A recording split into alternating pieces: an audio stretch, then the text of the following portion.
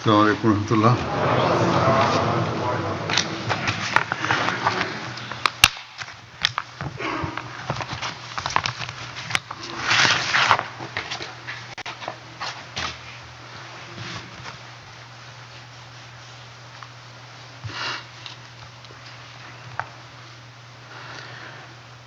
أشهد أن لا إله إلا الله وحده لا شريك له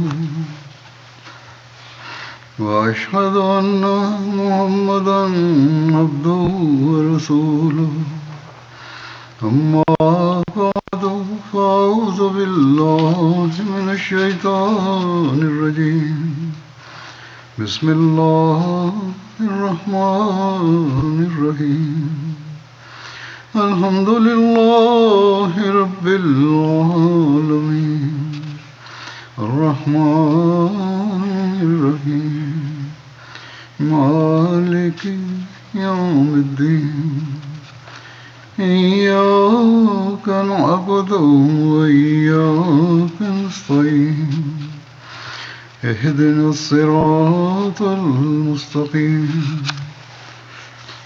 صراط الذين أنعمت عليهم غير المغضوب عليهم ولا الضالين. अल्लाह ताला के फजल से அல்லாஹ்வின் அருளினால் இன்று நாம் பெருநாள் கொண்டாடி கொண்டிருக்கின்றோம். எல்லாம் வல்ல அல்லாஹ் நமக்கு இந்த சந்தர்ப்பத்தை வழங்கியுள்ளான். நாம் நம்முடைய வாழ்வில் இன்னொரு பெருநாள் காண்பதற்கான சந்தர்ப்பத்தை, பெருநாளின் முக்கியமான உண்மையான மகிழ்ச்சி நமக்கு எப்பொழுது கிடைக்க முடியும் என்றால், நாம் அல்லாஹ் உடைய விருப்பத்தின் வழிகளில் சென்றவாறு அவனுடைய அருள்களிலிருந்து பலன் பெறக்கூடியவர்களாக ஆகும்போதுதான். ரமலானுக்கு இடையில் நூற்றுக்கணக்கான மக்கள் இந்த விஷயத்தை எனக்கு எழுதினார்கள். நாங்கள் ரமலானிலிருந்து உண்மையான பலன் பெறக்கூடியவர்களாக ஆக வேண்டும், மேலும் ரமலானில் அல்லாஹ் எங்கள் மீது திருப்தி கொள்ளக்கூடிய செயல்களை நாங்கள் செய்ய வேண்டும் என்று எழுதினார்கள். இதற்காக ஒவ்வொரு அகமதியும் தத்தமது ஆற்றலுக்கு ஏற்ப முயற்சியும் செய்திருப்பார்கள். அல்லாஹ் இவர்களுடைய முயற்சிகளை ஏற்றுக்கொள்ளவும் செய்வானாக, அதற்கு கனிகளையும் தருவானாக. எது நல்ல கனி தரக்கூடிய மரமாக இருக்கும் என்றால் அதற்கு நிரந்தரமான கனிகள் வரும்பொழுதுதான். அது அல்லாமல் ஒரு ஆண்டு பழம் வருகின்றது, சிறிது காலத்திற்காக வருகின்றது, அதற்கு பிறகு முடிவுக்கு வந்து விட்டது என்று இருக்கக்கூடாது. ரமலானை எப்படிப்பட்ட கனி தரக்கூடிய மரமாக ஆக்க வேண்டும் என்றால் அது நிரந்தரமாக கனி தரக்கூடிய மரமாக இருக்க வேண்டும். அப்பொழுதுதான் அது நம்முடைய உண்மையான ஈதாக, பெருநாளாக இருக்க முடியும். அல்லாஹு நம் மீது எந்த அளவுக்கு அதிகமாக கருணை புரிந்திருக்கிறான் என்றால், தன்னுடைய விருப்பத்தை பெறுவதற்காக பல்வேறு வாய்ப்புகளை வழங்குகின்றான். ரமலான் மாதம் இவற்றில் ஒன்றாகும். இதில் அல்லாஹுடைய கருணையின் 10 நாட்களும் இருக்கின்றன, பிறகு பாவ மன்னிப்புக்கான 10 நாட்களும் இருக்கின்றன, பிறகு நெருப்பின் தண்டனையிலிருந்து தப்பிப்பதற்கான 10 நாட்களும் இருக்கின்றன. எனவே அல்லாஹ் மிக அதிகமாக வழங்கக்கூடியவனாவான். அதன் மூலமாக நாம் நம்முடைய இம்மையையும் மறுமையையும் சரி செய்து கொள்ள முடியும். ஆனால் நாம் அதிலிருந்து பலன் பெறவில்லை என்றால் இது நம்முடைய பலவீனமாக இருக்கும். எனவே இன்று நாம் இவ்வாறு ஒரு உறுதி எடுத்துக்கொள்ள வேண்டும்.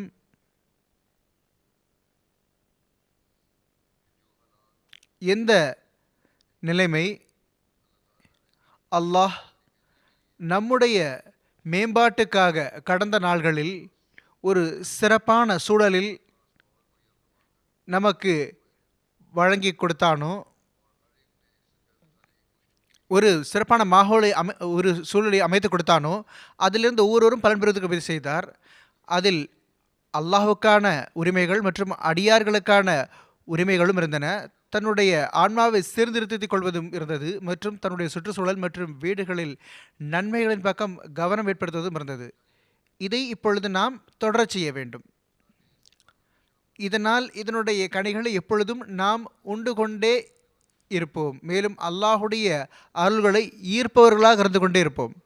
எனவே நாம் இந்த விஷயங்களில் இப்பொழுது கடினமாக மிகவும் ஆழ்ந்து கவனம் செலுத்தி கொண்டே இருக்க வேண்டும். அல்லாஹ் இந்த மாதத்தில் நம்மீது கருணைக்கான கதவுகளை திறந்தானே, அதிலிருந்து நாம் எப்படி நிரந்தரமான முறையில் பலன் பெற்றுக்கொண்டே செல்லலாம்? அல்லாஹு வெறும் 10 நாள்களுக்காக ரமலானில் கருணையின் கதவுகளை திறக்கவில்லை. இன்னும் சொல்லப்போனால் இந்த கருணையின் கதவுகள் மூலமாக அடுத்து பாவ மன்னிப்புக்கான கதவுகளில் நுழைவதற்கான வழியாகவும் ஆக்கினான். பிறகு நெருப்பு திடலிலும் தப்பிப்பதற்கான வழியாகவும் ஆக்கிவிட்டான். கருணை என்றால் என்ன? இதனுடைய பொருள் மிக அதிகமாக அனுதாபம் காட்டுவது, கருணை புரிவது, அவ்வாறு நடந்து கொள்வது, அதற்கான ஒரு உத்வேகம். மிக அதிகமாக மென்மையாக நடந்து கொள்வது, மிக அதிகமாக உதவி புரிவது, அதிகமாக பலன் எட்ட வைப்பது, இதுதான் ரஹம், அதாவது கருணை என்பதாகும். பாவங்களை மன்னிப்பது, அவற்றை கண்டும் காணாமல் விடுவது, இதுதான் கருணையாகும். எனவே அல்லாஹ் இவ்வாறு நடந்து கொள்ள விரும்பும் பொழுது, ஒரு அறிவாளர், அறிவுள்ள ஒருவர் இல்லை என்னோடு இவ்வாறு நடந்து கொள்ள தேவையில்லை என்று சொல்ல முடியுமா? அல்லது 10 நாள்களுக்கு மட்டும் அல்லது ஒரு மாதத்திற்கு மட்டும் எனக்கு இவ்வாறு ஆன நடைமுறை தேவைப்படுகிறது என்று சொல்ல முடியுமா? மாறாக மனிதன் எப்படி முயற்சி செய்வான் என்றால், இறைவன் என்னுடன் கொண்டிருக்கக்கூடிய இந்த நடைமுறை நிரந்தரமானதாக இருக்க வேண்டும், என்னிடம் நிரந்தரமாக அப்படி நடந்து கொள்ள வேண்டும் என்ற ஆசை இருக்கும் பொழுது அதற்கு ஏற்ப தன்னுடைய வாழ்வையும் அமைத்துக் கொள்வதற்கு வேண்டிய தேவை நமக்கு இருக்கிறது. அப்பொழுதுதான் நாம் பாவ மன்னிப்புக்கான கதவில் நுழைய முடியும்.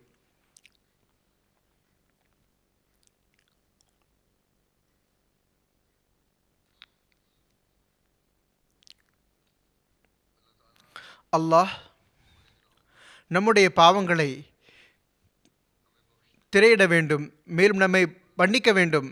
தன்னுடைய பாதுகாப்பு கோட்டையில் எடுத்துக்கொண்டு பாவங்களுடைய தண்டனையிலிருந்து பாதுகாக்க வேண்டும். அது எப்பொழுது சாத்தியமாக முடியும் என்றால், நாம் இனி வருங்காலத்தில் அல்லாஹுடைய கட்டளைகள் படி செயல்பட்டவாறு பாவங்களிலிருந்து தப்பிப்பதற்கான நிரந்தரமான முயற்சி செய்யும் பொழுதுதான், நன்மைகளை செய்வதற்கான நிரந்தரமான முயற்சி செய்யும் பொழுதுதான், ஒருவர் மற்றவருக்கான உரிமைகளை செலுத்துவதற்கு நிரந்தரமான முறையில் முயற்சி செய்யும் பொழுதுதான், மேலும் உரிமைகளை செலுத்தாமல் இருப்பதும் கூட பாவங்களில் இணைகின்றது.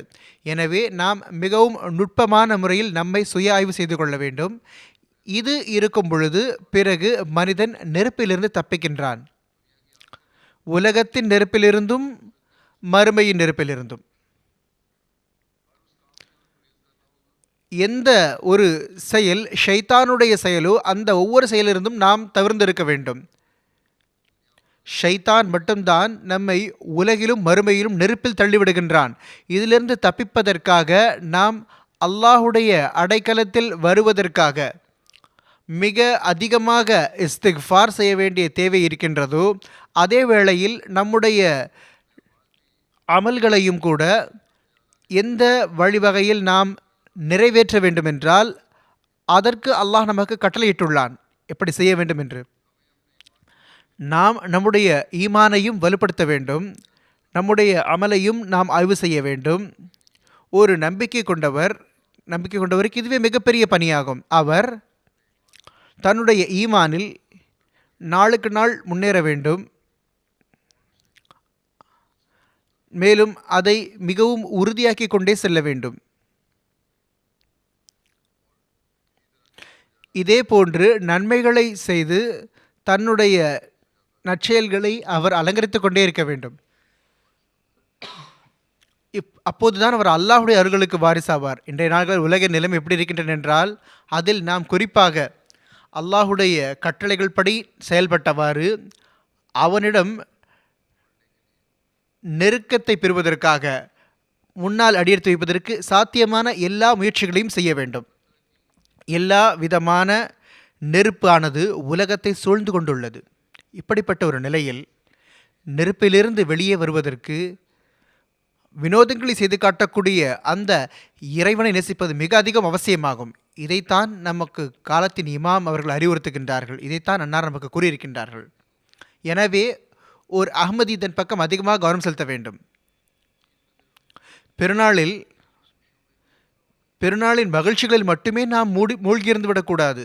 இன்னும் சொல்ல போனால் இன்றும் நாம் அதிகமாக இஸ்திக்ஃபார் மற்றும் இறைவனை நினைவு கூறுவதில் அதிகமாக கவனம் செலுத்த வேண்டும். இன்று நாம் இங்கு பெருநாள் கொண்டாடுகிறோம் என்றால், எப்படிப்பட்ட மக்களும் இருக்கிறார்கள் என்றால், அவர்களை ஷைத்தான்கள் மிகவும் நெருக்கடிக்குள்ளாக்கி இருக்கின்றார்கள். அவர்களுக்கு இருப்பதற்கு கூரை என்ன, உண்பதற்கு உணவு கூட இல்லை. எனவே இப்படிப்பட்ட ஒரு நிலையில் நாம் நமக்காக இஸ்திக்ஃபார் செய்யக்கூடிய அதே வேளையில், அல்லாஹ்வுக்கு அதிகமாக நன்றி செலுத்தக்கூடிய அதே வேளையில், இழப்பிற்குரியவர்களாக இருக்கக்கூடிய அந்த மக்களையும் நாம் துஆவில் நினைவிற்கொள்ள வேண்டும். எல்லாம் வல்ல அல்லாஹ் அவர்களுக்கு எளிமைகளை ஏற்படுத்தி விடுவானாக. மேலும் அவர்களையும் அந்த நெருப்பிலிருந்து வெளியே கொண்டு வருவானாக. அல்லாஹ் மனித குலத்தின் மீது கருணை புரிவானாக. இதே போன்று இன்றைய நன்மைகளில்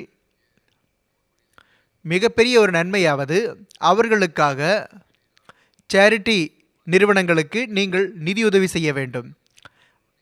அவர்களுக்கும் வயிறு நிறைய அந்த ரொட்டி உண்பதன் மூலமாக, உணவு உண்பதன் மூலமாக பிறநாள் சூழல் உருவாக வேண்டும். பலஸ்தீன் மற்றும் சூடானுடைய நாடுகளில் வேதனைமிக்க இடங்கள் இருக்கக்கூடிய மக்களுடைய துன்பங்களை அகற்ற வேண்டும் என்பது மட்டுமல்ல, பொதுவாகவே உலகத்தில் யாரெல்லாம் பசியின் வேதனையில் இருக்கின்றார்களோ, பெரும் ஆற்றல்கள் எப்பொழுது மட்டும் உதவி செய்கின்றன என்றால், அவர்களை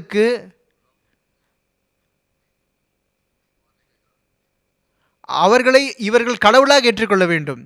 இவர்கள்தான் எங்களை பரிபாலிக்கின்றார்கள் என்று ஏற்றுக்கொள்ளும் பொழுதுதான் அவர்களுக்கு உதவி செய்வார்கள். அனுதாப உணர்வை கொண்டவாறு, கருணை உணர்வு கொண்டவாறு அவர்களுக்கு உதவி செய்வதற்கு நாம் முயற்சி செய்ய வேண்டும். பிறகு அவர்களுடைய முகத்தில் பார்க்கக்கூடிய அந்த மகிழ்ச்சி இருக்கின்றது, அதற்கு பிறகு உள்ளத்தில் ஒரு மன நிம்மதி கிடைக்கின்றது. அதுதான் பெருநாளின் உண்மையான மகிழ்ச்சியாகும். எனவே இதன் பக்கம் நாமும் குறிப்பாக கவனம் செலுத்த வேண்டும். ஹஜ்ரத் முதல் ஹலீஃபத்துல் மஸீஹ் ரலியல்லாஹு அன்ஹு அவர்கள் ஒரு சந்தர்ப்பத்தில் ரப்புல் ஆலமீன் மற்றும் தக்வா என்பதை எடுத்துரைத்தவாறு மிகவும் அழகான முறையில் இதை பற்றி கூறியிருக்கின்றார்கள். ஒரு நல்ல ஒரு பாணியில் எவ்வாறு அல்லாஹ் தன்னுடைய படைப்பினங்கள் மீது கருணை புரிகின்றானோ, பரிவு மற்றும் அன்போடு பார்க்கின்றானோ, நீங்களும் அவனுடைய படைப்பினங்களோடு உண்மையான அன்பு மற்றும் உண்மையான பரிவை வெளிப்படுத்துங்கள். கருணையோடும் அனுதாபத்தோடும் ஒருவர் மற்றவரோடு நீங்கள் நடந்து கொள்ளுங்கள். அல்லாஹுடைய பண்பு இருக்கின்றது என்னவென்றால், தீய நடத்தையுடையவர்கள் மற்றும் கவனமற்றவர்களும் கூட அவனுடைய ரப் என்ற அந்த பண்பிலிருந்து பலன் பெறுகின்றார்கள். எனவே நீங்களும் அல்லாஹுடைய படைப்பினங்களோடு கருணையோடும் மற்றும் நல்ல முறையில் நடந்து கொள்வதிலும், முஸ்லிம்கள் மற்றும் முஸ்லிம் அல்லாதவர்கள் என்ற வேறுபாடு இல்லாமல் நடந்து கொள்ளுங்கள். எல்லா மனித குலத்தோடும் உங்களால் முடிந்த அளவு நீங்கள் கருணையோடு நடந்து கொள்ளுங்கள். ரப்புல் ஆலமீன் இறைவன் இந்த ஒரு விஷயத்தையும், அதாவது மனிதனும் அப்படி ஆகிவிட வேண்டும் என்பதை அல்லாஹ் விரும்புகின்றான்.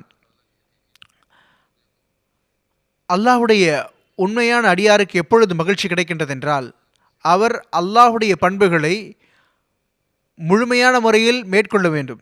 பிறகு அல்லாஹ்வின் நெருக்கத்தை பெற வேண்டும். மனித குலத்திற்கு தொண்டு செய்வது மற்றும் அதனுடன் அனுதாபம் காட்டுவதும் அதன் ஒரு மிகப்பெரிய வழிவகையாகும். எல்லாம் வல்ல அல்லாஹ் ரமலானின் ஆரம்பத்திலேயே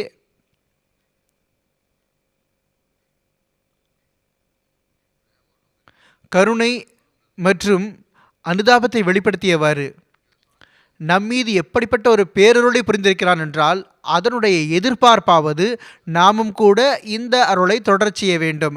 ரமலானுடைய அருள்களிலிருந்து நாம் பெற்ற அந்த அருளை மற்ற மக்களுக்கு எடுத்து வைக்க வேண்டும். இவ்வாறே நாம் நம்முடைய வாழ்வை கழிப்போம் என்றால், இந்த நற்செயல்களை புரிவோம் என்றால், பிறகு உண்மையான விதத்தில் அல்லாஹின் பேச்சை கேட்கக்கூடியவர்களாக இருப்போம். இதற்குத்தான் அல்லாஹ் நமக்கு வலியுறுத்தி கூறியிருக்கின்றான். நாம் எப்பொழுதும் இதை நம் முன்னால் வைக்க வேண்டும். அல்லாஹ் நம்முடைய ஒவ்வொரு அசைவையும் அசைவின்மையையும் பார்த்து கொண்டிருக்கின்றான். நாம் அல்லாஹுடைய கட்டளைகள் படி செயல்பட்டவாறு அல்லாஹுக்கு செலுத்த வேண்டிய உரிமைகளோடு அடியார்களுக்கான உரிமையையும் செலுத்தவில்லை என்றால் பிறகு அல்லாஹுடைய கட்டளையை விட்டு நாம் விலகிச் செல்லக்கூடியவர்களாக இருப்போம். இதை நாம் செய்வோம் என்றால் பிறகு நம்முடைய மஃப்ரத்திற்கான பாவமன்னிப்புக்கான ஏற்பாடும் நடைபெறும் மற்றும் நாம் ஷைத்தானின் பிடியிலிருந்து வெளியே வரக்கூடியவர்களாக இருப்போம். நம்மை நாம் நெருப்பிலிருந்தும் பாதுகாத்து கொள்ளக்கூடியவர்களாக இருப்போம். இதுதான் அந்த உண்மையான பெருநாளாகும். இதைத்தான் ஒரு நம்பிக்கையாளர் விரும்புகின்றார், விரும்பவும் வேண்டும். இல்லை என்றால் ஷைத்தானோ தாக்குதல் தொடுப்பேன் என்று பகிரங்கமாக சவால் விடுத்துள்ளான். மேலும் இறையச்சத்தின் மூலமாகவே அவனுடைய தாக்குதலிலிருந்து நாம் தப்பிக்க முடியும். இல்லை என்றால் ஷைத்தான் தாக்குதல் தொடுத்து கொண்டே செல்வான். இறையச்சத்தின் ஒரு முக்கியமான பகுதி அடியார்களுக்கான உரிமையை செலுத்துவதாகும். எனவே நாம் எப்பொழுதும் நினைவில் கொள்ள வேண்டியது என்னவென்றால், பெருநாள் என்பது உண்பது, பருகுதல் மற்றும் மகிழ்ச்சியை கொண்டாடுவது என்பது மட்டும் அல்ல. அதையும் தாண்டி இறையச்சத்தின்படி செயல்பட்டவாறு அல்லாஹுக்கான உரிமைகள் மற்றும் அடியார்களுக்கான உரிமைகளை செலுத்துவதுதான் பெருநாள் எனப்படுகிறது. இந்த அந்தஸ்து யாருக்கு கிடைக்கப்பெற்று விடுகின்றதோ, எவர் இதற்காக தன்னுடைய முழு முயற்சியை மேற்கொண்டு விடுகின்றாரோ அவர்தான் உண்மையான பெருநாளிலிருந்து பலன் பெற முடியும். அல்லாஹுடைய அருள்களுக்கு வாரிசாக்கக்கூடிய பெருநாளாக அது இருக்கும். அந்த பெருநாள் உலகம் மற்றும் மறுமையை சீர்தூக்கக்கூடிய பெருநாளாக இருக்கும். அல்லாஹ் திருக்குர்ஆனில் ஒரு இடத்தில் கூறுகின்றான், வ அம்மா மன் ஆமன வ அமில சாலிஹன் ஃபலஹு ஜஸா அனில் ஹுஸ்னா வசனகூலு லஹு மின் அம்ரினா யுஸ்ரா.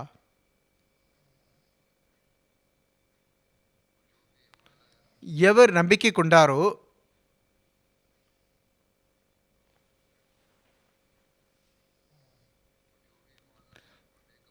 மேலும் நற்செயல் புரிந்தாரோ அவருக்கு வெகுமதியாக நற்செயல்கள் வழங்கப்படும்.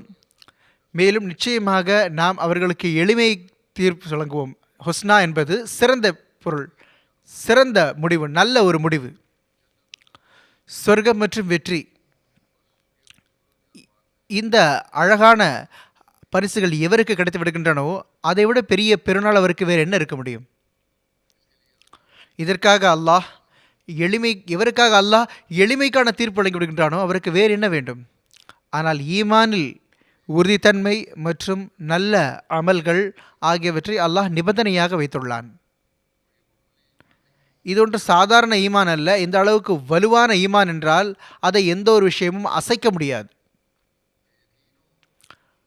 எப்படிப்பட்ட ஒரு உறுதித்தன்மை இருக்க வேண்டும் என்றால், அல்லாஹ் என்னுடைய எல்லா அமலையும் செயல்களையும் பார்த்திருக்கின்றான், அல்லாஹ் என்னுடைய ஒவ்வொரு அமலையும் செயலையும் பார்த்து கொண்டிருக்கின்றான், என்னுடைய ஒவ்வொரு கூற்றையும் கேட்டுக்கொண்டிருக்கின்றான் என்ற உறுதியான நம்பிக்கை இருக்கும் பொழுது மனிதன் இரண்டு விதமான உரிமைகளையும் அல்லாஹுடைய திருப்தியை பெறுவதற்காக நிறைவேற்றுகின்றான்.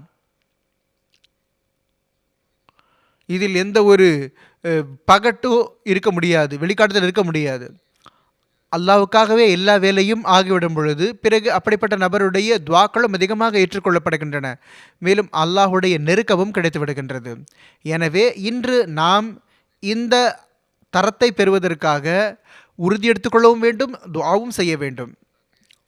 அப்பொழுதுதான் நாம் உண்மையான பெருநாள் நன்மைகளை பெற்று அல்லாஹுடைய நெருக்கத்தை பெற்று உண்மையான பெருநாளை கொண்டாட முடியும். இந்த ஒரு விஷயத்தை எடுத்துரைத்தவர், அதாவது உண்மையான நன்மையை பெறுவதற்கு அல்லாஹின் மீது ஈமான் கொள்வது அவசியமானது என்பதை எடுத்துரைத்தவர் ஹதரத் வாக்களிக்கப்பட்ட மஸீஹ் இஸ்லாம் அவர்கள் கூறுகின்றார்கள், உண்மையான நன்மையை செய்வதற்கு அல்லாஹ் இருக்கின்றான் என்பதில் உண்மையான நம்பிக்கை இருக்க வேண்டும். ஏனென்றால் வீட்டிற்குள் என்ன நடக்கிறது என்பது தெரியாது, திரைமறைவில் என்ன நடக்கிறது என்பது தெரியாது, மறைவாக அதாவது வேலை செய்தால் அதை பற்றி யாருக்கும் தெரியாது. ஒருவர் நாவிலிருந்து நன்மை செய்கிறேன் என்று பறைசாற்றினாலும் ஆனால் தன்னுடைய உள்ளத்திற்குள் அவர் என்ன கொண்டிருக்கின்றாரோ அவருக்கு நம்முடைய பிடியை பற்றி பயமில்லை. உலகத்தின் அரசாங்கங்களில் எந்த ஒரு அரசாங்கத்தை பற்றிய அச்சமும் தனிமையிலும் மக்கள் மத்தியிலும் மேலும் வீட்டிலும் சந்தையிலும் இரவிலும் பகலிலும் ஒன்று போல் இருக்கவே முடியாது. எந்த ஒரு உலக அரசாங்கமும் எல்லாவற்றையும் அறிவதில்லை. ஆனால் அல்லாஹ் எல்லாவற்றையும் அறிவான். எனவே ஒழுக்கங்களை செயற்படுத்துவதற்கு எப்படிப்பட்ட ஒருவன் மீது ஈமான் கொள்ள வேண்டியது அவசியம் என்னவென்றால், அவன் எல்லா நிலையிலும் எல்லா செயல்களிலும் அவனுடைய ஒவ்வொரு அமலையும் பார்த்து கொண்டிருப்பவனாக இருக்கின்றான். நம் செயல்களை சீர்திருத்திக் கொள்ள வேண்டும் என்றால் மிகவும் அவசியமான விஷயம் இருக்க வேண்டும். அதாவது அல்லாஹ் மட்டும்தான் நம்மை எல்லா நேரமும் கண்காணித்து கொண்டிருக்கின்றான். வெளிப்படையாக இருக்கட்டும், மறைவாக இருக்கட்டும், வீட்டுக்குள் இருந்தாலும் சரி, வீட்டை விட்டு வெளியே இருந்தாலும் சரி, சந்தையிலும் இருக்கட்டும், இரவில் பகலும், எல்லா நேரமும் நம்முடைய எல்லா செயல்கள் மீதும் அவனுடைய பார்வை இருக்கின்றது. இந்த ஒரு விஷயத்தை நம்முடைய உள்ளத்தில் எப்பொழுதும் பதிய வைத்துக் கொள்ள வேண்டும். என்னுடைய ஒவ்வொரு சொல்லையும் செயலையும் அல்லாஹ் கேட்டுக்கொண்டிருக்கின்றான், பார்த்து கொண்டிருக்கின்றான், மேலும் அவன் அறிவான். அவனிடமிருந்து எந்த ஒரு பொருளும் மறைந்திருக்கவில்லை. இந்த ஒரு நிலை உருவாகிவிடும் பொழுது அதற்கு பிறகு மனிதன் ஷைத்தானுடைய பிடியிலிருந்து முழுமையான முறையில் விடுதலை அடைந்து விடுகின்றான். மேலும் அல்லாஹுடைய தஞ்சத்தில் அடைக்கலத்தில் வந்து விடுகின்றான். ஆனால் இன்னொன்றும் நினைவில் இருக்க வேண்டும், இந்த அடைக்கலத்தில் வருவதற்கு நிரந்தரமாக இஸ்திக்ஃபார் செய்ய வேண்டிய தேவையும் இருக்கின்றது. இதுதான் பிறகு இந்த அருளை ஒருபோதும் நிறைவடையவே விடாது, முழுமையடைய முடிந்து போக விடாது. எப்பொழுதும் அது பெருநாளுக்கான ஒரு வழி ஏற்படுத்தி கொண்டே இருக்கும். அடுத்து நன்மை என்றால் என்ன என்பதை எடுத்துரைத்தவாறு ஹஜ்ரத் வாக்களிக்கப்பட்ட மசி அலைஹிஸ்ஸலாத்து வஸ்ஸலாம் அவர்கள் கூறுகிறார்கள், நன்மை ஒரு அணிகலனாகும், அது ஒரு ஏணியாகும், அல்லாஹ்வின் பக்கம் ஏறி செல்வதற்கான ஏணியாகும். ஆனால் நன்மை என்றால் என்ன? ஷைத்தான் ஒவ்வொரு இடத்திலும் மனிதனுக்கு தாக்குதல் தொடுக்க நிற்கின்றான். நல்ல வழியை விட்டு உண்மையான வழியை விட்டு அகற்ற விரும்புகின்றான். சரியாக உணவு நேரத்தில் நல்ல நல்ல உணவுகள் வைக்கப்பட்டிருந்தால் ஒரு உணவு குழம்பு கூட எடுத்திருக்க மாட்டான். அப்பொழுது ஒருவர் வந்து உணவு கேட்கின்றார். ஏதாவது ஊசி போன ரொட்டி இருக்கிறது வீட்டில் இருக்கும், அதை கொடுத்து விடுங்கள் என்று கூறுவார். நேற்று மீதி போனதை கொடுத்து விடுங்கள், அந்த ஏழைக்கு கொடுத்து விடுங்கள் என்று கூறுவார்கள். இது ஒரு நன்மையாக இருக்க முடியுமா? ஊசி போன ரொட்டியோ அது கிடக்கத்தான் போகுது, அது கெட்டுதான் போயிருக்கும். அதை ஏன் அந்த ஏழை சாப்பிட வேண்டும்? எவர்களுக்கு அருள்கள் கிடைத்திருக்கின்றனவோ அவர்கள் ஏன் இதை விசை சாப்பிட போகின்றார்கள்? இது ஒரு நன்மை கிடையாது. அந்த வீட்டில் இருக்கக்கூடிய சாப்பிட போவதில்லை. அல்லாஹ் கூறுகின்றான், அலா ஹுப்பிஹி மிஸ்கீனம் வ யதீமம் வ அசீரா. மேலும் உணவை அதை விரும்பியவாறும் அதை அதிகமாக தேவையுடைய மிஸ்கின்களுக்கும் ஏழைகளுக்கும் கொடுக்கின்றார்கள், அனாதைகளுக்கும் கொடுக்கின்றார்கள். பிடித்தமான உணவு என்று இருக்க வேண்டும். தாம் என்பதன் பொருளே, அதாவது கெட்டுப்போன ஊசி போன அந்த உணவு கிடையாது. கெட்டுப்போன உணவு தாம் என்று சொல்லப்பட மாட்டாது அரபு மொழியில். ஆக எவருக்கு பிடித்தமான இன்பமான உணவு இருக்கின்றதோ, சாப்பிடக்கூட ஆரம்பிக்கவில்லையோ, அப்பொழுது ஏழைக்காக அவர் அதிலிருந்து ஒரு பங்கை எடுத்து கொடுத்து விட்டால் அதுதான் நன்மையாகும். இது நன்மையாக இருக்கும்.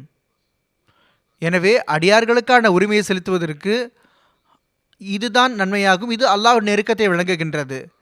மனிதனுக்கு இதை பற்றி ஒரு புரிதல் கிடைத்துவிடும் பொழுது எந்த மகிழ்ச்சி மனிதனுக்கு ஏழைக்கு உதவி செய்து கிடைக்கின்றதோ அதை நாம் கணித்து பார்க்கவே முடியாது.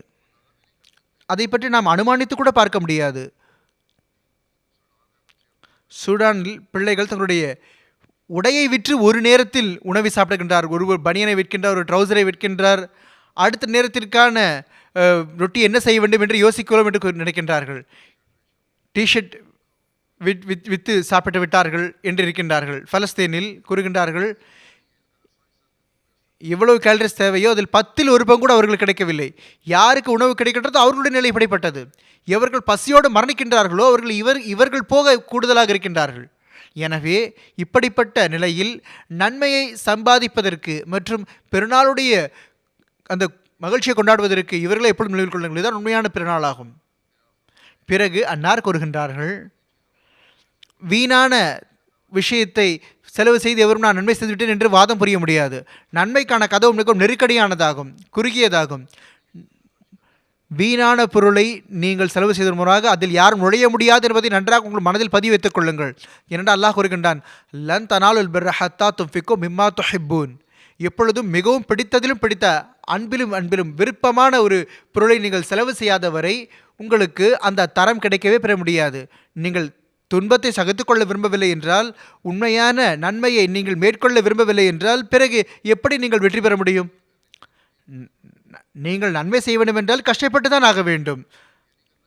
இதை செய்யவில்லை என்றால் பிறகு உங்களுக்கு அந்தஸ்தும் உயராது, உங்களுக்கு வெற்றியும் கிடைக்காது, உங்கள் நோக்கத்திலும் நீங்கள் வெற்றி பெற முடியாது. உண்மையான நன்மையை பெறுவதற்கு மற்றவர்களுக்காக துன்பத்தை சகித்துக் கொள்வதும் அவசியமாகும். இதுதான் உண்மையான மகிழ்ச்சியை எட்ட வைப்பதற்கான ஒரு வழியாகும். பிறகு அன்னார் ஒரு இடத்தில் கூறுகின்றார்கள், மனிதனுக்கு 2 விஷயங்கள் அவசியமாகும். தீமையை விட்டு தப்பித்திருக்க வேண்டும், நன்மையின் பக்கம் ஓடிச் செல்ல வேண்டும். இதை எப்பொழுதும் நினைவில் கொள்ள வேண்டும். அதாவது தீமையை விட்டு தப்பியிருப்பது மட்டும் நன்மை கிடையாது. இன்னும் சொல்லப்போனால் நன்மையின் பக்கம் ஓட வேண்டும், நன்மைகளை தேட வேண்டும். இதுதான் நன்மையாகும். சில முக்கியமான விஷயங்களாகும். நன்மைக்கு 2 அம்சங்கள் இருக்கின்றன. அடுத்து, ஒன்று தீமை விடுவது, இன்னொன்று நன்மையை முன்னேறி செல்வது. ஒன்று தீய விஷயங்களை விட்டுவிடுவது, இன்னொன்று மற்றவர்களுக்கு பலனை எட்ட வைப்பது. தீமையை விடுவதால் ஒரு மனிதன் முழுமை அடைய முடியாது. அத்துடன் நன்மை எட்ட வைப்பதும் இல்லாதவரை, அதாவது மற்றவர்களுக்கும் பலன் எட்ட வைக்க வேண்டும். இதிலிருந்து தான் எந்த அளவு அவன் மாற்றத்தை மேற்கொண்டிருக்கிறான் என்பது தெரிய வரும். இந்த படித்தரங்கள் எப்பொழுது கிடைக்க முடியும் என்றால், அல்லாஹுடைய பண்புகள் மீது முழுமையான ஈமான் இருக்க வேண்டும், அவற்றை பற்றிய அறிவு இருக்க வேண்டும். இந்த விஷயம் இல்லாதவரை மனிதன் தீமைகளிலிருந்தும் தப்பிக்க முடியாது. மற்றவர்களுக்கு பலன் எட்ட வைப்பதோ மிகப்பெரிய விஷயமாகும். அரசியர்களுடைய அந்த மதிப்பட்சத்தின் மூலமாக மக்கள் அஞ்சுகிறார்கள். பல மக்கள் அரசாங்கத்துக்கு எதிராக செயல்படுவதில்லை. பிறகு அஹ்கமுல் ஹாக்கிமீன், எல்லாருக்கும் அதிகமான தீர்ப்பளிக்கக்கூடிய அல்லாஹுக்கு ஏன், அல்லாஹுடைய கட்டளைக்கு ஏன் மீறப்போகின்றார்கள்? அதை அவர்கள் மாறு செய்ய மாட்டார்கள். இதற்கு வேறு எதுவும் காரணம் இருக்க முடியுமா? அவன் மீது ஈமான் இல்லை என்பதை தவிர அல்லாஹ் மீது ஈமான் பலவீனமாக இருக்கிறது. இதுதான் ஒரு காரணமாகும். இதுதான் தீய செயல்களை செய்வதன் பக்கம் ஒரு மனிதனுக்கு எழுச்சூட்டுகிறது. எனவே ஈமான் கொண்டவர்களுடைய தனிச்சிறப்பு என்னவென்றால், மற்றவர்களுக்கு பலனெட்ட வைக்க வேண்டும். இதுதான் நல்ல செயல் என்ற அந்த வட்டத்தில் வரும். இதில் அல்லாஹ் அதிகமாக அருள்களை பொழிகின்றான், பரிசுகளை வழங்குகின்றான். பிறகு அன்னார் கூறுகின்றார்கள், மனிதன் எந்த அளவு நன்மைகளை செய்கின்றானோ அவற்றிற்கு 2 இருக்கின்றன அம்சங்கள். ஒன்று ஃபர்ல், இன்னொன்று நஃபில். கடமை ஃபர்ல், அதாவது மனிதனுக்கு கடமையாக்கப்பட்டுள்ளது. ஒருவர் கடன் வாங்கியிருந்தால் அந்த கடனை திருப்பி கொடுப்பது கடமையாகும். குறிப்பாக இந்த விஷயத்தை போல் நினைவில் கொள்ள வேண்டும். நன்மை, ஒருவர் நன்மை செய்தால் அவருக்கு நீங்கள் கைமாறாக நன்மை செய்வதுமே ஒரு நன்மையாகும். அது ஒன்றும் நீங்கள் நன்மை செய்து ஒரு பெரிய கருணை ஒன்றும் செய்துவிடவில்லை. நன்மை செய்தவருக்கு திருப்பி நன்மை செய்வது ஒரு கடமையாகும். இது மட்டும் இல்லாமல் ஒரு நன்மையோடும் ஒரு நஃபிலும் இருக்கும். அதாவது எது கூடுதலாக உபரியாக இருக்கின்றதோ, உதாரணமாக நன்மைக்கு பதிலாக நன்மை செய்வது மட்டுமல்லாமல் அதிகமாக கூடுதல் நன்மை செய்வது, அவருக்கு நன்மை மட்டும் செய்யாமல் கூடுதலாக நன்மை செய்வது, இவை நஃபில்களாகும். இவை முழுமைப்படுத்தக்கூடியவையாக, நிறைவு செய்யக்கூடியவையாக, ஃபர்லை நிறைவு செய்யக்கூடியவையாக இருக்கின்றன. இதன் மூலமாகவே ஃபர்ல் நன்மைகள் முழுமையடைகின்றன, மேலும் உயர்வான தரத்தை பெண் சென்றடைகின்றன. இந்த விஷயம்தான் ஈமான் அதிகரிப்பதற்கு காரணமாக அமைகின்றது. இதன் மூலமாக பிறகு அல்லாஹுடைய நெருக்கத்தை அது பெற்றுத்தரக்கூடியதாக இருக்கின்றது. இது கிடைத்த பிறகு அதுவே உண்மையான பெருநாளாக அவருக்கு ஆகிவிடுகின்றது. இன்னொரு விஷயத்தை பற்றியும் கூற வேண்டியது அவசியமாகும். சில மக்கள் வெளியிலோ நல்ல ஒரு நல்லொழுக்கத்தை காட்டுகின்றார்கள், ஏழைகளுக்கும் ஜமாத்துக்கும் செலவும் செய்து விடுகின்றார்கள். ஆனால் அவர்களுடைய வீடுகளில் குழப்பம் இருக்கும். அவர்களுடைய கடுமையின் காரணமாக வீடுகளில் குழப்பமே இருக்கும். அப்படிப்பட்ட மக்கள் நினைவில் கொள்ள வேண்டும். அவருடைய கடுமையை காட்டுவதன் காரணமாக குழப்பம் ஏற்படும். அப்படிப்பட்ட மக்கள் நினைவில் கொள்ள வேண்டும். இவை இந்த செயல் அவர்களுடைய நல்ல அமல்களை வீணடித்து விடுவோம். எனவே மனைவிமார்கள் மற்றும் அவர்களுடைய உறவினர்களை கருத்தில் கொள்வது, இரத்த உறவுகளை கருத்தில் கொள்வது, நண்பர்களை கருத்தில் கொள்வது, அண்டை அயலார்களை கருத்தில் கொள்வது, இவை மிகவும் முக்கியமானவையாகும். இதை பற்றி அல்லாஹ் மற்றும் அவனுடைய தூதர் ஸல்லல்லாஹு அலைஹி வஸல்லம் அவர்கள் மிகவும் குறிப்பாக வலியுறுத்தி இருக்கின்றார்கள், அறிவுரை கூறியிருக்கின்றார்கள். நான் கூறியது போன்று அல்லாஹ் உள்ளங்களையும் பார்த்து கொண்டிருக்கின்றான். மனிதன் தன்னை இந்த வகையிலும் ஆய்வு செய்ய வேண்டும். நன்மையை செய்தால் தான் இவர்களால் ரமலானிலிருந்து உண்மையான முறையில் பலன் பெற்றவாறு பெருநாளின் உண்மையான மகிழ்ச்சிகளை பெற முடியும். அல்லாஹ் நமக்கு அதற்கான நல்வாய்ப்பினை வழங்குவானாக. நாம் நம்முடைய ஈமானில் வலுப்பெறுவோமாக. மேலும்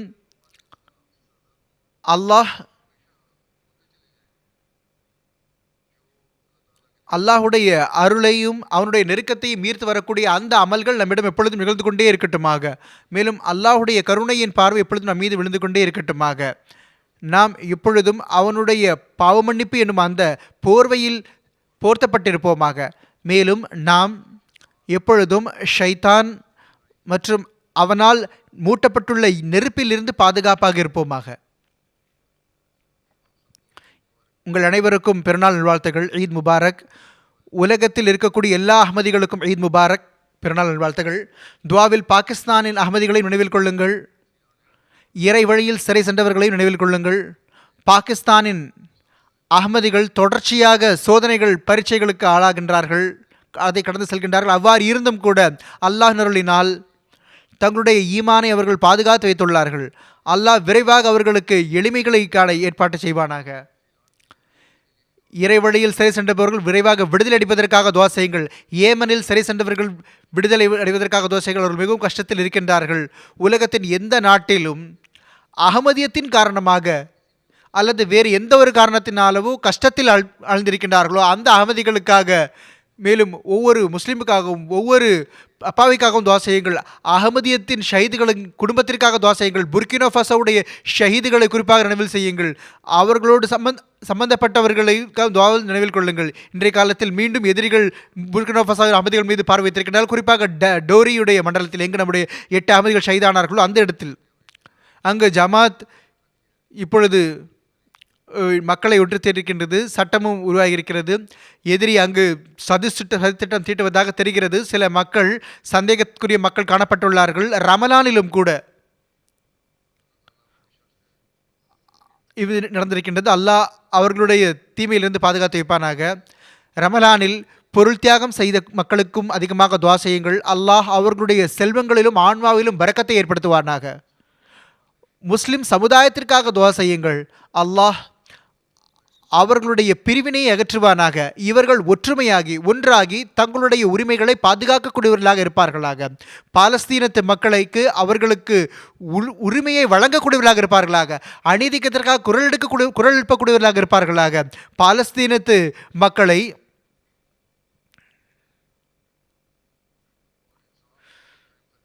பாலஸ்தீனத்து மக்களுக்கு இவர்கள் நீதி நியாயத்தை நிலைநாட்டக்கூடியவர்களாக இருப்பார்களாக. முஸ்லிம் சமுதாயத்திற்கு அப்படிப்பட்ட ஒரு நல்ல வழிகாட்டி கிடைக்கட்டுமாக. அவர்கள் தம்முடைய சொந்த பலனை பார்க்காமல் இருப்பவர்களாக இருக்க வேண்டும். மேலும் அதற்கு பதிலாக பொதுமக்களுக்காக தூய்மையான உள்ளத்தோடு தொண்டு செய்யக்கூடியவர்களாகவும் பலனட்டக்கூடியவர்களாக இருக்க வேண்டும். அப்படிப்பட்ட வழிகாட்டி கிடைக்கட்டுமாக. அல்லாஹ் இவர்களுக்கு காலத்தின் இமாமை ஏற்றுக்கொள்வதற்கு நல்வாய்ப்பினை வழங்குவானாக. உண்மையான ஈமானை பிறநாளை கொண்டாடக்கூடியவர்களாக இருப்பார்களாக. அல்லாஹ் நம் அனைவருக்கும் ஈதின் உண்மையான மகிழ்ச்சிகளை வழங்குவானாக. உலகத்தின் அநீதி அளிக்கக்கூடிய அந்த ஆட்சியாளர்களை அல்லாஹ் விரைவாக முடிவு கொண்டு விடுவானாக. இந்த பெரிய ஆற்றல்கள், வல்லரசுகள் நீதி என்ற பெயரில் தம்முடைய சிந்தனையில் அநீதிக்கு மேல் அநீதி அளித்துக் கொண்டே செல்கின்றார்கள். அல்லாஹ் விரைவாக இவர்களுடைய லீடர்களை பிடிப்பதற்கான ஏற்பாடு செய்வானாக. மேலும் நீதி விரும்பக்கூடிய வழிகாட்டிகளை வழங்குவானாக.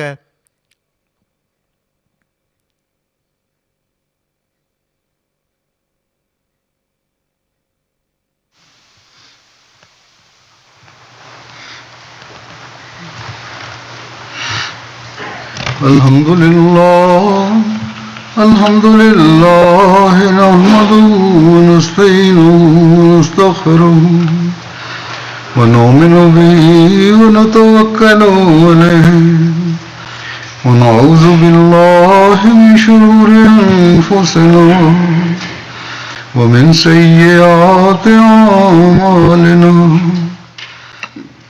من يهده الله فلا مضل له ومن يضلل فلا هادي له ونشهد أن لا إله إلا الله ونشهد أن محمدا عبده ورسوله عباد الله رحمكم الله إن الله يأمر بالعدل والإحسان وإيتاء ذي القربى وينهى عن الفحشاء والمنكر والبغي يعظكم لعلكم تذكرون اذكروا الله يذكركم وادعوه يستجب لكم ولذكر الله أكبر.